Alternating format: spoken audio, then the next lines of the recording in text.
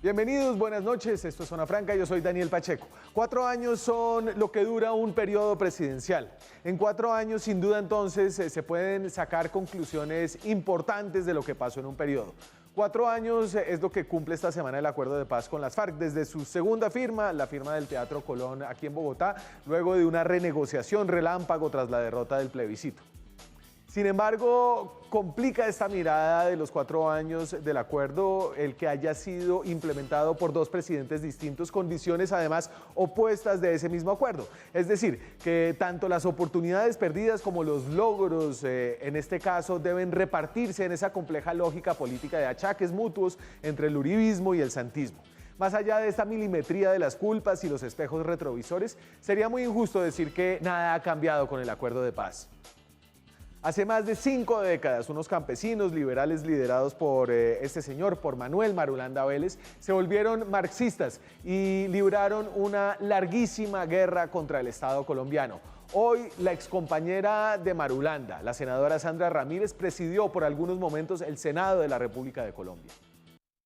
Muchísimas gracias, señor vicepresidente, por concederme hoy este momento histórico para nuestro país. Señor secretario. Sí, presidenta. ¿Tenemos quórum? Sí, señora, se ha configurado quórum decisorio. Pero 4 años después de un acuerdo de paz, el país sigue lejos de alcanzarla. Las disidencias, según algunos estimados, ya suman la mitad de los hombres que se desmovilizaron luego de ese acuerdo hace 4 años. 4 años después del acuerdo de paz, el conflicto en Colombia mata a menos soldados y policías, pero a más civiles. Y tal vez lo peor es que 4 años después seguimos sin definir si hay que hacer o no otro acuerdo para acabar con el que firmamos hace 4 años. Aquí arranca Zona Franca.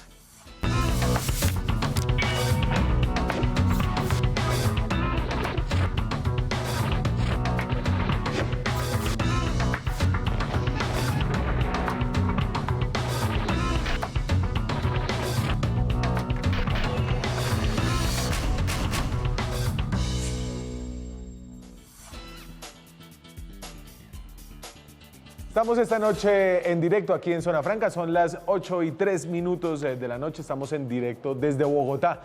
4 años se cumplen esta semana, hoy no es el día exacto de la firma del acuerdo del Teatro Colón, creo que eso cae el jueves, sin embargo empezamos a recordar y a repasar qué es lo que ha pasado en este periodo, como decía yo al principio, un periodo que ya permite decir cosas, ya permite sacar algunas conclusiones. Me acompañan para intentar algo de eso, la representante a la Cámara por Bogotá del Partido Alianza Verde, Juanita Gobertus, quien también trabajó como parte del equipo de apoyo de la mesa de negociación en La Habana. ¿Cómo está, representante? Daniel, muy buenas noches, gracias por la invitación. Estamos todavía terminando plenaria en una discusión sobre la declaratoria de interés general de la vacuna del COVID y por eso desafortunadamente no he alcanzado a salir de plenaria, pero es un tema fundamental y por supuesto que agradezco esta invitación. Un saludo a la mesa de trabajo y a la audiencia. La mesa de trabajo soy yo y la audiencia es enorme. También nos acompaña el señor Luis Alberto Albán, antes conocido, todavía conocido también como Marcos Calarcá. Marcos Calarcá fue uno de los negociadores del acuerdo de paz en La Habana. Hoy es representante a la Cámara por las circunscripciones que dio ese acuerdo. ¿Cómo está, Marcos? ¿Qué más? Tiempo sin hablar. Muy buenas noches, Daniel, ¿cómo te va? Hace tiempo no te veía, porque sí te oigo por ahí, te leo. Ah, viene. El saludo para la audiencia. Yo sí pedí permiso para retirarme de la plenaria. Estoy aquí en el aeropuerto porque tengo un viaje pendiente. Increíble la tecnología. Antes me tocaba tenerlos aquí en estudio para que dijéramos cosas, ahora los veo con tapabocas a través de Zoom. Juanita, a ver, y voy a tener varios invitados esta noche, pero quiero como que demos un poquito un debate político entre lo que fueron, de alguna forma, estamos recreando las partes en negociación hace 4 años. Yo sé que usted no estaba en el gobierno Santos, ahora está en otra cosa, Marcos también está en otra cosa, pero usted 4 años después, ¿cómo se está sintiendo? Empiezo por ahí, por sus emociones. Pues Daniel, lo primero es que uno primero, yo creo, tiene que reconocer unos avances significativos, porque es fácil de cara justamente a varias de los, digamos, síntomas que usted estaba explicando y que podemos entrar en detalle sobre recrudecimiento de violencia, sobre todo contra civiles, sobre falencias en la implementación del acuerdo, quedarse un poco como en la actitud más negativa de todo lo malo que está pasando, y eso es cierto y tenemos que evaluarlo. Pero antes de eso, y es un poco el mensaje que yo he optado por recordar el día de hoy, no se nos puede olvidar que firmamos un acuerdo de paz con todas sus dificultades para salvar vidas, que 13.000 excombatientes dejaron efectivamente las armas, que la dejaron en un tiempo récord de 6 meses, que se logró además con una de las tasas más altas de número de armas por cada hombre o mujer que se desmoviliza. Estos son datos de Naciones Unidas que lo compara con otros procesos de paz, que de esos 13.000 excombatientes el 94% están cumpliendo según los propios datos del gobierno Duque, que además si uno mira todos los indicadores de violencia inmediatamente después del acuerdo, tuvimos una reducción significativa, pasamos en 2017 a la tasa más baja de homicidios de los últimos 30 años, temas de reducción significativa del secuestro, de reducción significativa de ataques a infraestructura, por supuesto reducción de homicidios contra miembros de fuerza pública. Entonces digamos, ahí hay un primer parte en donde yo digo, el primer componente de dejar de matarnos, de lograr tener una primera fase de dejación de armas y de tránsito a la legalidad, yo creo que fue exitosa, sin duda, y esa es la parte más larga que seguro debatiremos en detalle ahorita. Estamos de frente a una desestabilización territorial, el Estado no llega a copar esos espacios, no hay una política adecuada. Y ahorita vamos para allá. Exacto, pero primer parte de, hay unas cosas positivas que hay que resaltar, yo creo que eso es importante. Usted es una persona muy racional que tiene emociones llenas de datos, Juanita, y bueno, de lo que hemos conocido de usted, creo que esa es su personalidad. Le pregunto a usted también por sus emociones, señor Calarcá, representante. A ver, usted estaba en otra vaina totalmente distinta hace 4 años, creo que nosotros nos vimos alguna vez en La Habana después de esa larga negociación, y ni hablar de hace 8 años. Usted en este momento, la emoción de este aniversario es positiva, es una emoción de que ha valido la pena. Yo creo que en el fondo sí. Es una emoción contradictoria. El acuerdo que construimos en La Habana vale la pena. El problema es, digamos, la falta de implementación, la falta de cumplimiento. Pero el acuerdo vale la pena y el acuerdo lo demostró. Y hay muchas cosas que estamos viviendo ahora que prácticamente pensábamos que se habían superado. Por ejemplo, fíjese que se habla de que vuelven las masacres, es decir, que durante un tiempo no hubo masacres. Se habla, por ejemplo, con ese hecho que ocurrió hoy en Arauca, que vuelven los secuestros, quiere decir que durante un tiempo no hubo secuestros o se mermaron al mínimo. Los asesinatos, desafortunadamente, digamos que los muertos que nos hemos ahorrado en la confrontación, que es por miles, los estamos pagando por cuotas con el asesinato de líderes y lideresas sociales y de compañeros y compañeras en proceso de reincorporación. Entonces esas cosas, esos asesinatos, 241 de compañeros en proceso de reincorporación, los centenares de líderes y lideresas sociales, eso no nos permite a nosotros decir estamos totalmente optimistas, estamos plenos. Claro. No, sabemos que tenemos esa herramienta y que necesitamos de fuerzas de la sociedad que nos permitan avanzar en ese camino. Y quiero, representante Huertus, aprovechando que tenemos esta discusión con una de las personas que le ha apostado a esta reintegración, como ha sido el representante Calarcá, y también recordando que este era un acuerdo entre 2 partes y que las FARC era una de esas partes. A usted 4 años después, ¿qué le parece? ¿Cómo ha sido el cumplimiento de parte del partido FARC, de quienes hoy conformaron ese partido?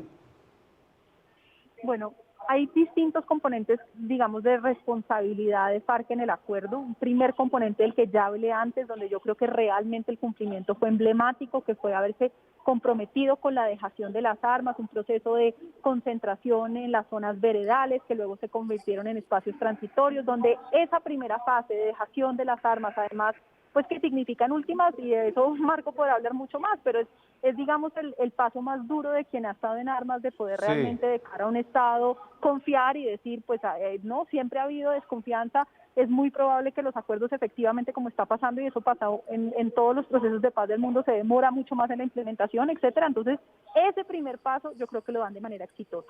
Viene una siguiente parte en donde, en gran medida, el componente de implementación que le corresponde a los excombatientes de FARC está relacionado con la satisfacción de los derechos de las víctimas.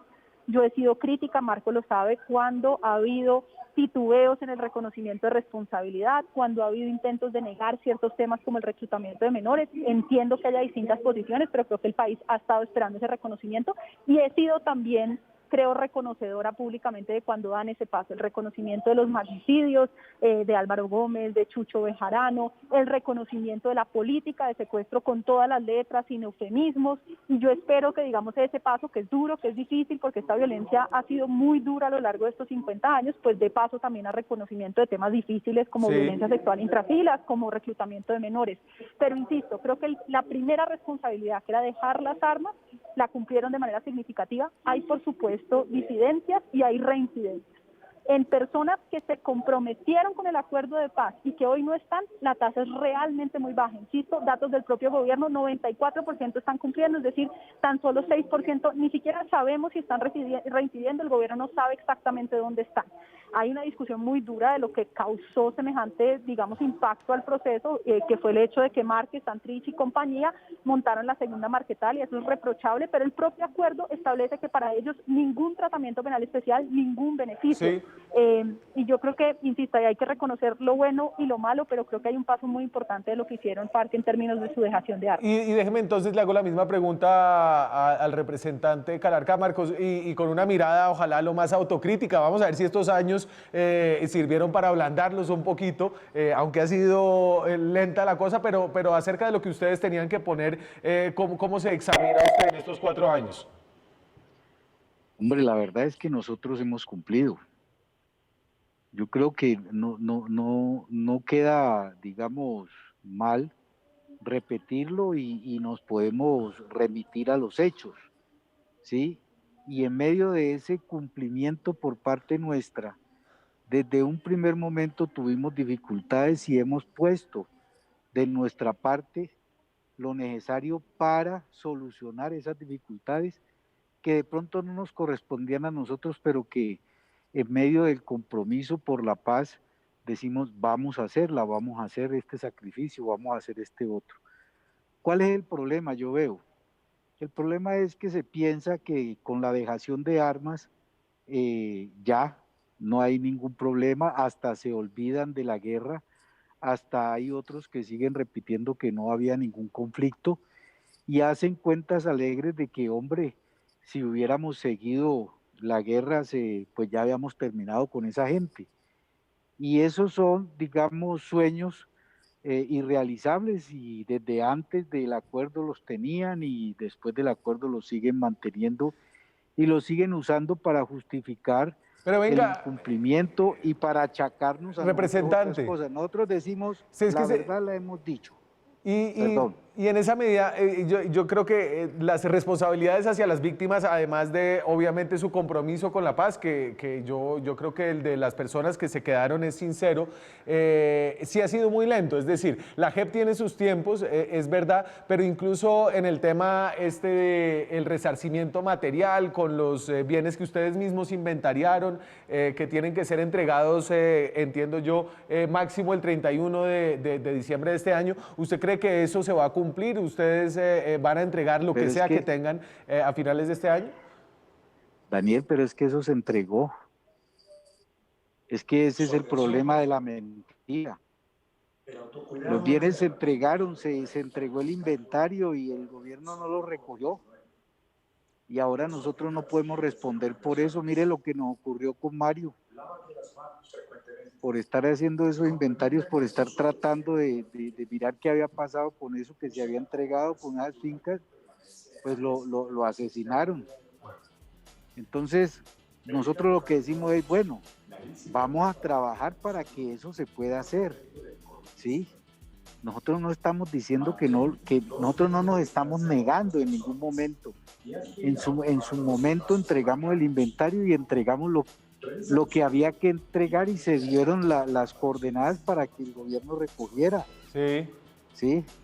Bueno, no se ha podido. Bueno, nosotros no estamos diciendo ya eso lo entregamos y no hay problema con nosotros, no. Nosotros decimos sí, listo, vamos a ver, vamos a acordar qué hacemos. ¿Sí? Pues Vamos a acordar qué si hacemos, no así aparece... como hemos dicho, ¿qué hacemos para poder cumplir eso? De nuestra parte está toda la voluntad. Pero había ustedes, tenían un oro, tenían unos dólares, lo que se podía entregar, eso entiendo yo, el gobierno dice que no se ha entregado. Eso se entregó, el dinero y el oro, eso se entregó. Juanita, ¿se entregó?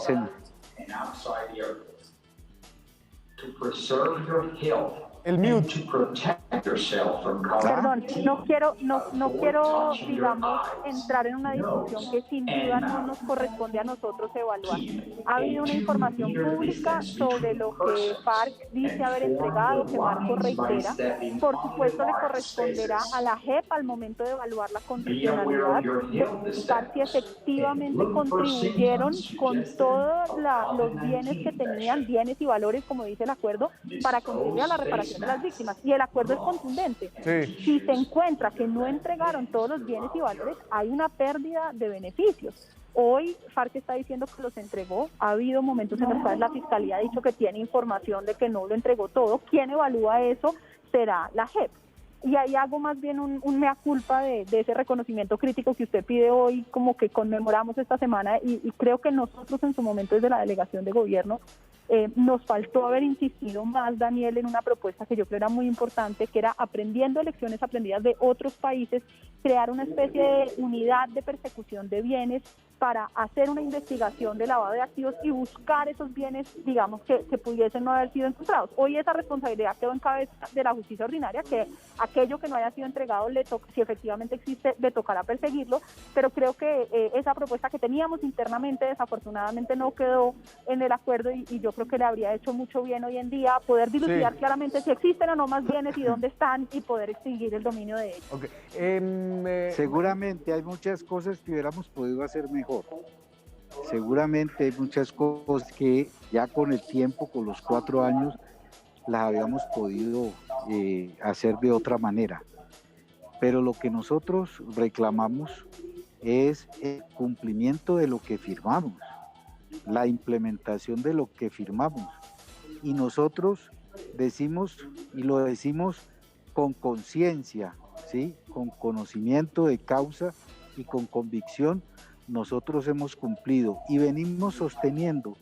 Dejemos que la JEP funcione, dejemos que la Comisión de Esclarecimiento de la Verdad funcione, dejemos que la unidad de búsqueda de personas dadas por desaparecidas en el conflicto funcione, cumplan con su papel, y podemos mirar que esa justicia transicional creada por el acuerdo, que tanto se alaba en el mundo, de verdad es efectiva. Sí, bueno, y para eso creo que tendremos otros 4 años, podemos ver si ya se logró todo eso que usted dice, Marcos. Oiga, Calarcá, muchas gracias por atendernos esta noche y por seguir en esta cosa. Yo lo prefiero ahí donde está y no donde estaba, señor. Muy amable. Juanita, quédese conmigo para el siguiente segmento y seguimos acá. Marco, muchas gracias. Bueno, hasta luego, Daniel, que esté muy bien. Chao, señor. Ya volvemos. Seguimos en Zona Franca, son las 9:22. Me están reclamando mucho aquí en Zona Franca porque dije que yo era la mesa de trabajo. Pues sí, en esta mesa estoy solo, pero allá hay decenas de personas que ayudan a hacer este programa. Vaya, vaya. Muévanse porque ahí está muy oscuro, muchachos. Lo siento mucho, somos una gran mesa de trabajo. Estamos hablando esta noche del Acuerdo de Paz. Esta semana se cumplen 4 años de su firma en el Teatro Colón. Veníamos hablando con la representante de la Cámara, Juanita Gobertus, que se ha vuelto una gurú del Acuerdo de Paz, defensora desde el Congreso. Y tengo el gusto de charlar un rato también con Dilian Francisca Toro. Dilian Francisca Toro es la nueva presidenta del partido de la U, el partido más poderoso de Colombia durante por ahí 12 años, yo creo. Hoy un poquito más disminuido, pero todavía un partido bisagra. ¿Cómo está, exgobernadora? Buenas noches. Se me fue. Juanita, ¿sigue ahí? Aquí estoy. Ahí está Juanita. Bueno, sí vio que me resarcí con mi mesa de trabajos. Se me fue Dilian. Me parecía lo mínimo. Un saludo nuevamente a toda esa mesa de trabajo que ha sido ignorada. Oiga, bueno, quiero hacer un segmento con usted y con Dilian, porque hoy no invité al Centro Democrático porque ya sé lo que van a decir, no quiero otra vez lo mismo. No, o sea, me imaginé y vamos a tener la misma discusión que hemos tenido decenas de veces. Yo ya sé qué es lo que piensan ellos, creo que el país ya lo sabe y mucha gente lo entiende. Hay gente que todavía está brava porque votaron que no y terminó siendo sí. Pero, ¿cómo cree que avance usted esta discusión en adelante? Ahora se viene a un referendo del uribismo. ¿Cómo prevé usted la cosa? Pues Daniel, yo no veo mucha viabilidad ni jurídica ni política de ese referendo, en primer lugar porque los términos están supremamente justos, en segundo lugar porque las posibilidades, yo creo hoy, incluso a pesar de que el gobierno ha logrado tener mayorías más amplias con sectores de Cambio Radical, de los liberales, de la U, en todo caso, hasta el momento, en temas de, digamos, ser muro de contención frente a ataques al acuerdo de paz, hemos logrado mantenernos firmes en esa coalición, como de la llamada Bancada por la Paz. Menos exitosos en poder promover nosotros temas de implementación del acuerdo, pero en cuanto a poder trancar ciertos ataques, pues yo creo que esas mayorías no se han afectado en el Congreso. Entonces le veo poca viabilidad a eso. Veo también un hastío ciudadano y yo creo, Daniel, que eso se probó el año pasado un poco en las elecciones territoriales. El Centro Democrático intentó nuevamente en varios lugares hacer campaña con el acuerdo, contra la JEP, en lógica de no, esta es la impunidad, es la elegibilidad de terroristas, vamos a volvernos castrochavistas. Y eso pues al menos en las territoriales probó no ser exitoso. Eso no quiere decir que el discurso no esté ahí, pero creo que ya vieron que electoralmente eso se había agotado un poco. Y luego finalmente pues parte del ejercicio que venimos haciendo desde la Comisión de Paz de la Cámara, Daniel, justo en esa lógica de poder sí escucharnos entre quienes pensamos diferente, es un proyecto que se llama Del Capitolio al Territorio, donde vamos a municipios más afectados por la guerra y vamos no solamente los conversos, los que ya creemos en el acuerdo de paz, sino que vamos con gente del Centro Democrático, los conservadores, y yo creo que hay un potencial inmenso de ciertos puntos del acuerdo donde sí nos podemos poner de acuerdo.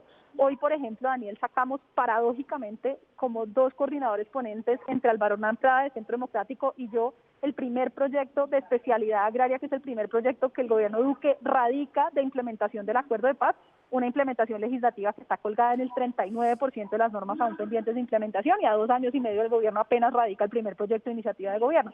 Pero logramos incluso decir, mire, tenemos distintas posiciones sobre el acuerdo, pero en estos temas logramos ponernos de acuerdo, que es un tema de implementación del punto 1 que estaba pendiente.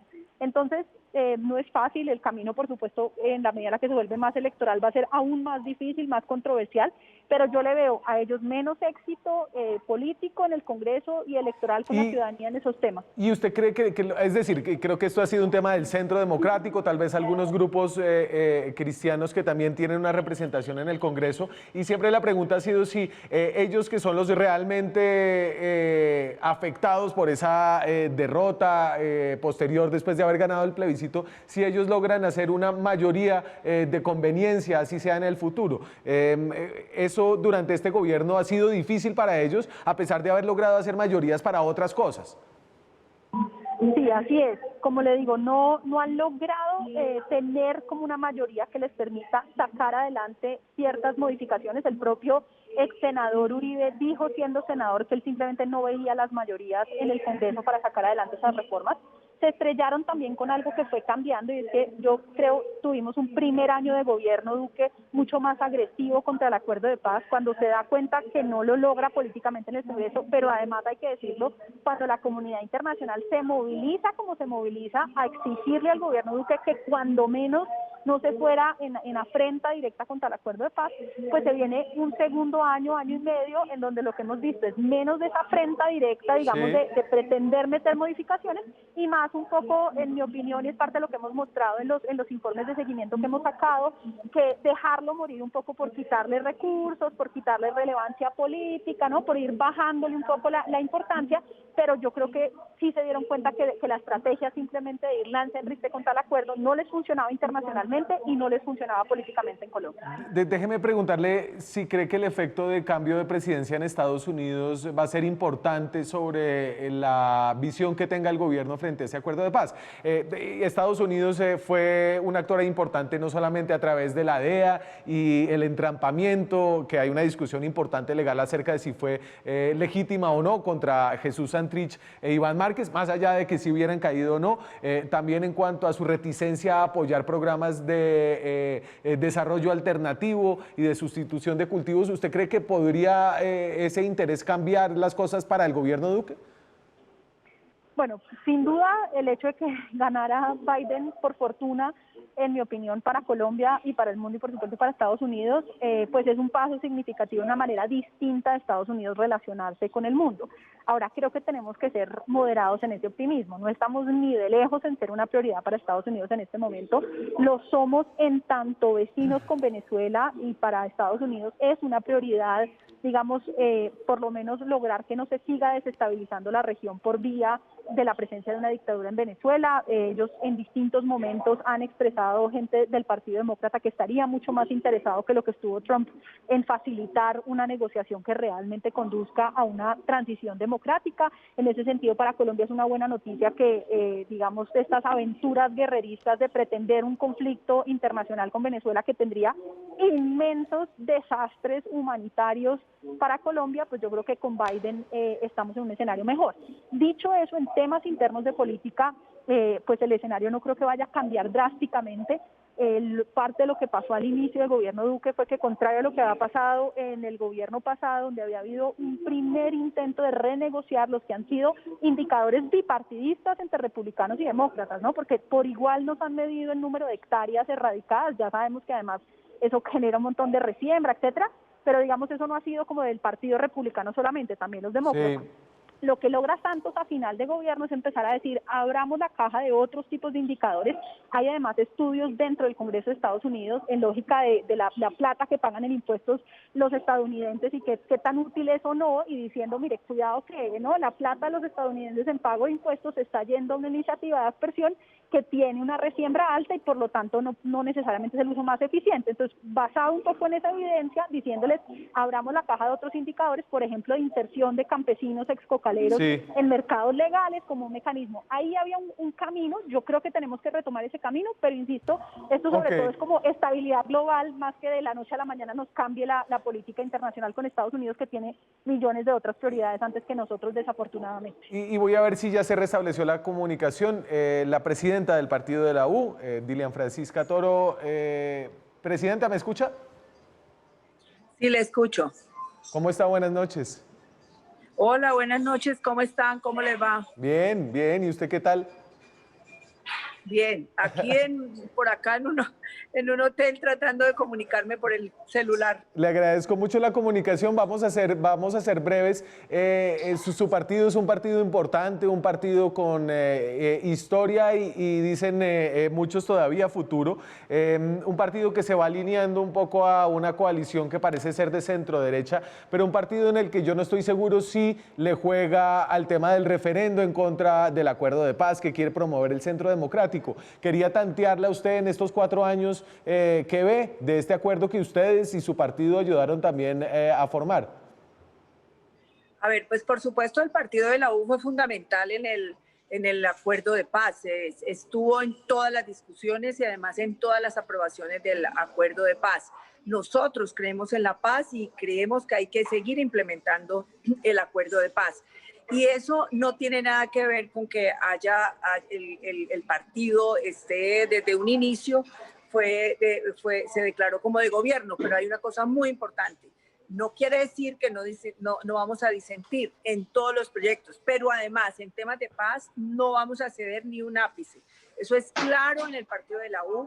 Y cuando se han presentado objeciones, cuando se han presentado proyectos para que tengamos algún problema con el proceso de paz, con los acuerdos de paz, no se ha aprobado por parte del partido de la U. Así que eso quiero que quede muy claro, que a pesar de estar en esta coalición, no quiere decir que nosotros no vamos a renunciar a algo tan importante para nuestro país como es la paz, y lo que nos ha venido generando, se ha venido desarrollando muy despacio, pero que hemos tenido unos resultados importantes. Por ejemplo, ¿qué es lo más importante que ha tenido el proceso de paz? Pues que hemos salvado miles de vidas. Ya los hospitales militares no los vemos con personas muriendo por los ataques que se tenían. No tenemos ataques a la sociedad civil, no tenemos, por ejemplo, ataques a la infraestructura pública y privada. A las víctimas se les ampliaron el horizonte de sus derechos, Sí. teniéndoles como eje central de las víctimas. Está avanzando, por ejemplo, los PEDET, que creo que son muy importantes para el desarrollo, porque es que no es desarrollar todos estos municipios que tuvieron tanto problema con el conflicto armado. De acuerdo. Además, la sustitución de cultivos fue fundamental. Yo le puedo decir que en el Valle del Cauca hay 3 municipios que tienen el proceso de sustitución de cultivos y que ha sido exitoso. Y entonces, Presidenta, y espérese que la representante Gobertu se me tiene que ir, pero quiero que nos deje, Juanita, y muchas gracias por su tiempo, con una pregunta o un reclamo para la presidenta del partido de la U, que se está diciendo aquí que ellos también son los arquitectos de la paz, mientras está en una coalición con un gobierno y con otros partidos que en cambio ven con mucha hostilidad este acuerdo. Pues Daniel, justamente quería decirle a la doctora Toro que entiendo, por supuesto, y como decía antes, hemos logrado ser una barrera de contención, pero pues yo sí quisiera, digamos, preguntarle por la iniciativa, ya no solo para impedir los ataques al acuerdo, sino para poder sacar adelante ciertas cosas. Y yo doy un par de ejemplos. En el presupuesto no hemos logrado lo que se necesita para implementar el acuerdo de paz. Si uno contrasta el plan marco de implementación, el costeo que se hizo de implementación del acuerdo de paz, al año tendríamos que estar invirtiendo en los PEDES 4.7 billones de pesos para poder transformar esos territorios, no ya, que igual lo necesitábamos por temas de estabilización y de seguridad nacional, sino en 15 años. Y lo que hemos medido a través del trazador presupuestal de paz y de la ejecución real en el territorio es que al año este gobierno está invirtiendo el 1.52% de lo que tendríamos que invertir al año para transformar esos territorios. Entonces yo sí le pregunto a Dilian, pues ¿dónde está el apoyo del partido de la U para que realmente le generemos los recursos que se necesitan? O por ejemplo... Déjela ahí, que ahí ya puede, creo que la pregunta quedó muy clara. Presidenta, ¿usted qué piensa al respecto? Pues yo también le puedo decir que las regalías se aprobaron unas vigencias, retrotrayendo esas vigencias para que 5.1 billones de pesos, y fue aprobado y fue coordinadores ponentes, personas del partido de la U, que fueron 2 de Cámara y Senado, y se logró traer 5.1 billones para invertir en los municipios PEDET. Es que no es solamente... esto es fundamental, el desarrollo que tengan los municipios, que el desarrollo que tengan sus comunidades, el poder mejorar su calidad de vida. Eso es la paz. Y pues por supuesto, estos recursos van a servir muchísimo para que esos municipios puedan generar desarrollo y puedan generar bienestar en su población. Eso yo creo que es fundamental y muy importante, y se acaba de aprobar en la ley de regalías. Ahí Daniel, está. si me permite una mini réplica. Quienes tuvimos la proposición del anticipo de regalías fuimos el senador Roy Barreras, hoy ex miembro de la U, y yo. Le quiero decir que ustedes pueden haber aportado, pero los ponentes y los coordinadores ponentes fueron del partido de la U, fueron el doctor el de Cundinamarca por la Cámara y Marixa Rodríguez por el Senado. Y pues por supuesto quienes aprueban el proyecto y quienes aprueban las regalías y quienes aprueban el presupuesto, pues no son solamente 4 personas o 5, sino que es las personas que integran, o los congresistas que integran el Congreso. Perfecto. No me puedo ir, Juanita, si usted se tiene que ir a levantar la mano o a votar o algo, vaya fresca. Muchas gracias. Pero me quedo quedar con Dilian. Oiga, ¿no le van a hacer falta Roy y Benedetti, Dilian Francisca? Es decir, más allá de cualquier cosa, son 2 tipos extremadamente simpáticos y tienen votos. Sí, me parece que son muy importantes, y bueno, yo creo que uno no puede estar donde no quiere estar. Y como ellos no quieren estar en el partido de la U, pues les deseamos muchísima suerte. Nosotros también estamos trabajando para seguir fortaleciendo y para que haya muchas más personas que vengan al partido. Y estamos fortaleciendo el partido, no solamente desde la mecánica electoral, sino también desde un centro de pensamiento donde hagamos formación de mujeres y de jóvenes en liderazgo y formación política, y vamos a trabajar para hacer una agenda social, escuchando a la gente desde las regiones. Nosotros somos un partido muy regional y vamos a escuchar a la gente desde las regiones para aportar soluciones que sean pertinentes en la problemática que estamos viviendo en este momento. ¿Uno cómo sintetizaría la ideología del partido de la U ahora que usted me habla como de esos acuerdos programáticos? Yo le sintetizaría de esta manera. Nosotros somos un partido que pensamos que lo más importante es solucionar los problemas que se están presentando en la gente. Eso es lo más importante, escuchar a las personas y generar soluciones y una agenda social para eso. Nosotros creemos en la seguridad integral, creemos en la seguridad humana, creemos en la autoridad, creemos en la economía del mercado, pero siempre y cuando haya disminución de desigualdades y el mercado no sea el que regule, sino que el Estado regule el mercado para poder lograr que disminuyamos desigualdades. Eso es lo que nosotros queremos, para disminuir el desempleo y para disminuir la informalidad. Eso es lo que nosotros pensamos y lo que creemos que debemos de hacer en este momento. Ahí está la nueva presidenta del partido de la U, exgobernadora del departamento del Valle del Cauca.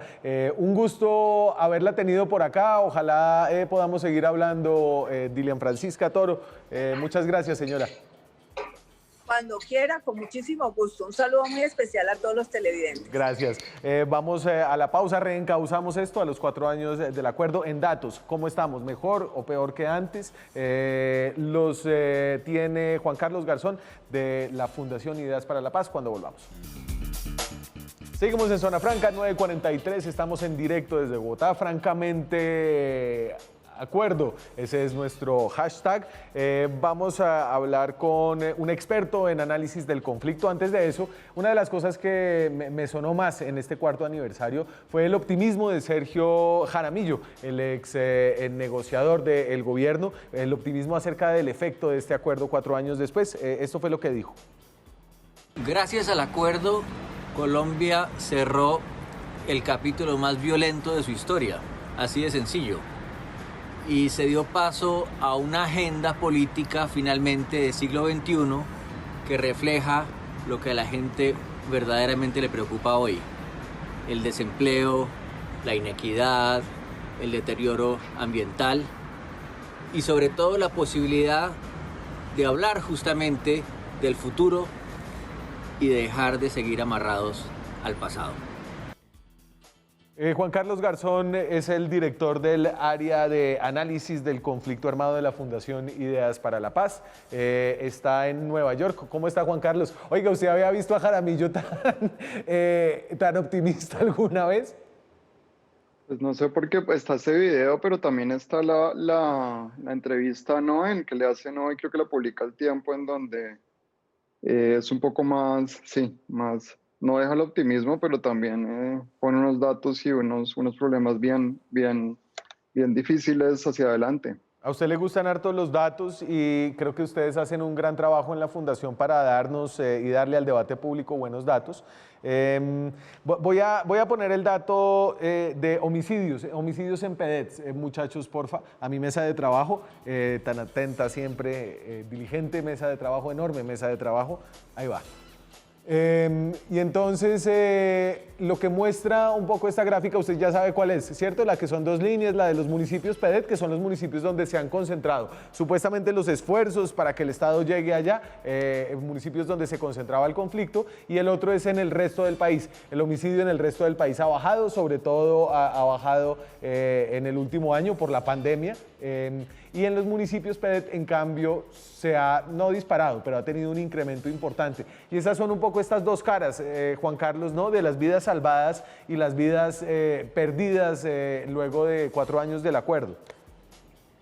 Sí, ahí hay como 2 momentos. El momento en donde se da el proceso de negociación con las FARC, en donde tenemos este descenso muy importante. Pues imagínense que Cuando empezó el proceso en 2012, en estos municipios la tasa de homicidios era un poco más de 60 homicidios por cada 100.000. Cuando se acaba el proceso de negociación, esa tasa baja a 38 y en el 2009 la tasa vuelve a subir al 54, 55. Entonces tenemos como una V en donde sí hay una caída muy pronunciada durante el proceso de negociación, pero también un alza muy importante del homicidio.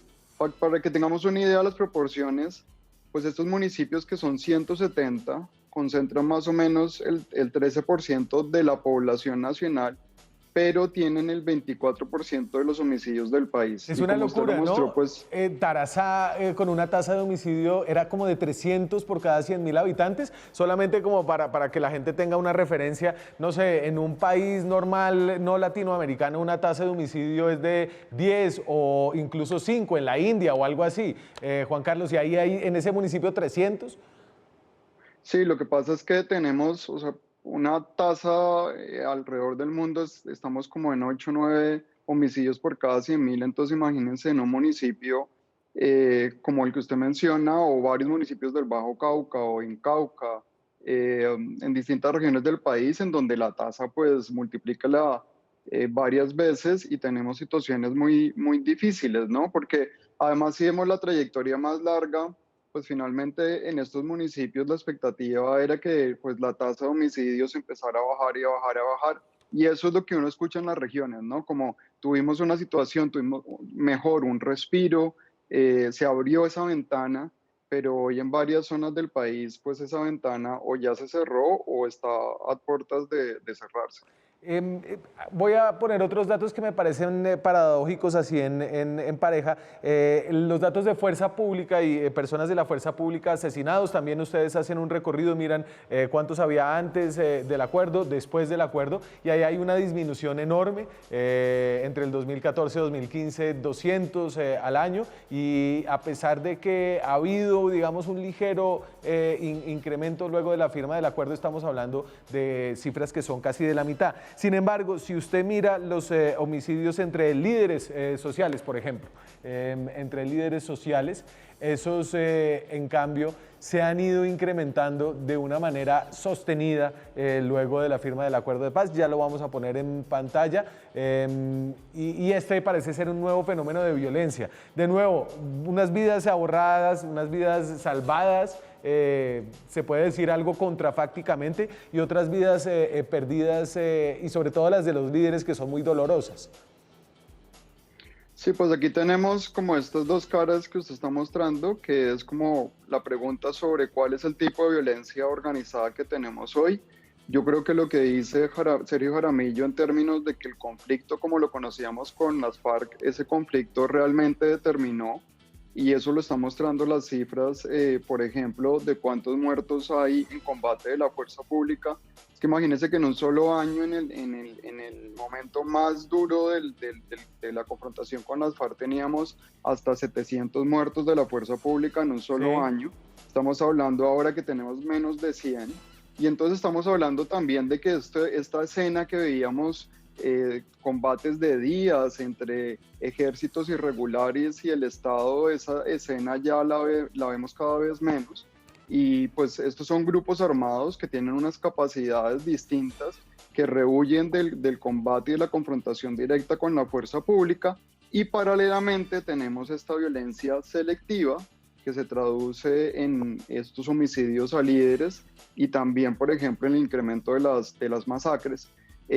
Lo que nos muestra entonces es que tenemos todavía una lucha, una confrontación por el poder local, pero que eso no se está librando, digamos, necesariamente entre dos ejércitos, sino que se está librando finalmente, pues, golpeando pues, a la población civil.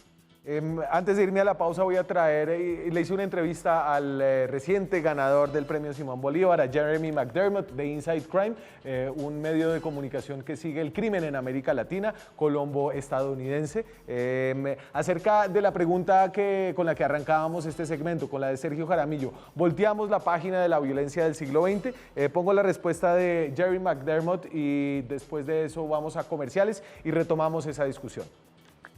Yo no creo. Primero, porque todavía tenemos el ELN, que tiene reconocimiento como una fuerza beligerante, que sí está reconocido como un grupo insurgente. Y hay otro factor que es relevante en toda esta discusión en términos de la fachada política, de la ideología, que es Venezuela. Seguimos en Zona Franca, 5 para las 10 de la noche. Estamos hablando con Juan Carlos Garzón, que está en Nueva York. Es el director del área de conflicto de la Fundación Ideas para la Paz. Y les ponía yo una entrevista breve que le hice a Jerry McDermott de Inside Crime. Le voy a poner a esto de Jeremy, Juan Carlos. A ver, en toda la discusión acerca de responsabilidades, él dice que este gobierno, el de Iván Duque, pudo haber hecho cosas para disminuir, digamos que, la magnitud y la importancia de las disidencias que finalmente salieron de las FARC. ¿El 2, muchachos? No estoy hablando de Gentil Duarte, yo estoy hablando de la segunda Marquetalia. Para mí eso no fue inevitable. Y para mí eso es uno de los disidencias más peligrosos, no en términos de números, pero en la posibilidad de reconstruir un movimiento insurgente ideológico. Y ese realmente es el peligro que fue, y eso fue la idea del proceso de paz, fue quitar esta legitimidad, quitar esta fachada política. A ver, y entonces ese es un poco contrafactio, pero es la idea de que, mire, más allá de las tácticas militares, de lo que usted decida, el tema del apoyo político al acuerdo es un tema que influye en el territorio y influye en lo que está pasando. Más allá de la gerencia, tiene que haber política aquí detrás de este acuerdo. Sí, pero igual es que, bueno, ¿qué es la segunda Marquetalia? La segunda Marquetalia por ahora tiene más comunicados que acciones armadas. Es decir, aquí hay una potencialidad y hay unos miembros que tienen una experiencia, pero la legitimidad de la segunda Marquetalia ni siquiera es reconocida por las propias disidencias. Es decir, hay que como poner las cosas como en su real dimensión. Esto no significa que desconozcamos la experiencia que ha tenido Colombia, en donde empezamos ignorando los fenómenos, los subestimamos, eso se va creciendo hasta que terminamos o en un proceso de sometimiento a la justicia o en un proceso de negociación, ¿no? Que es como la trayectoria que no se quiere repetir. Yo creo que el discurso ideológico lo quiere mantener vivo, es un discurso ideológico que está debilitado porque además la situación en las regiones ha cambiado, es decir, la tensión entre los grupos armados y estas organizaciones armadas se ha incrementado, pero además, ¿quién construye relaciones a punta de estar matando líderes sociales y de hacer masacres? Yo creo que aquí hay un planteamiento que las cosas están cambiando y tenemos que reconocer que están cambiando. No podemos seguir usando los mismos marcos de análisis que teníamos para analizar a las FARC. Aquí tenemos organizaciones o que son más descentralizadas o que son más fragmentadas. Y si no entendemos eso, pues vamos a estar respondiendo de la misma manera. Y a propósito de eso y de cómo responder, está un tema mixto que es el tema de la estrategia, pero también el tema de la inversión que requiere ese problema. Y esto en el contexto de si este es ese país del siglo XXI que ya tiene otros problemas, ¿cuánto hay que seguir parándole bolas a esto del conflicto? Le voy a poner esto acerca de los costos de la implementación que dice McDermott. La implementación en su forma ideal realmente necesita una plata que no tiene Colombia en este momento. Pero Colombia poner tantos recursos para mí en términos de seguridad en los herramientas represivos y han fracasado, particularmente en términos de la lucha antinarcótica. Y ahí nos deja un poco en punta en el tema de que usted y yo tanto hemos discutido aquí en este programa sobre cultivos y el tema del narcotráfico y de cómo usar la plata que hay, Juan Carlos, y en ese tema sí la cosa no ha cambiado mucho, ¿no? Ahí sí hay un regreso al pasado que es muy parecido a lo que ya hicimos a principios de este siglo. Pues sí, pero fíjese que yo creo que nosotros nos hemos concentrado mucho en la discusión de recursos y de cuántos recursos se necesitan para hacer X o Y, pero básicamente aquí hay dos temas pues muy importantes, que es el tema de la eficacia, que en el tema de política de drogas tiene mucho sentido, y todavía hay una pregunta de si los recursos que se están usando, esos pocos recursos que tenemos, se están usando eficazmente, si están dando resultados.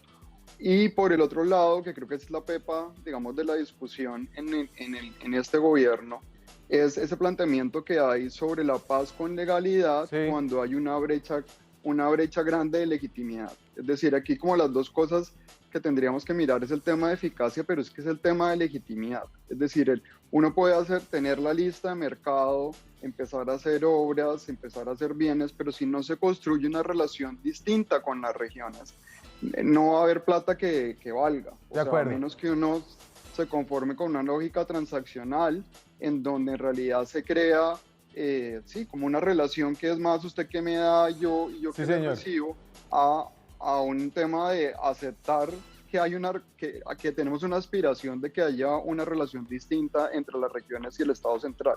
Nada es permanente, como dice el aviso que usted tiene atrás, Juan Carlos. Espero que no sean permanentes las malas políticas y las discusiones acerca de la paz en Colombia. Muchas gracias por habernos acompañado esta noche. Gracias, Daniel, por la invitación y bueno, un saludo para los televidentes. Gracias a ustedes también que nos acompañaron hoy para hablar de los 4 años de esta firma del Acuerdo de Paz. Nosotros nos vemos mañana con más periodismo, más debate, más opinión. Chao.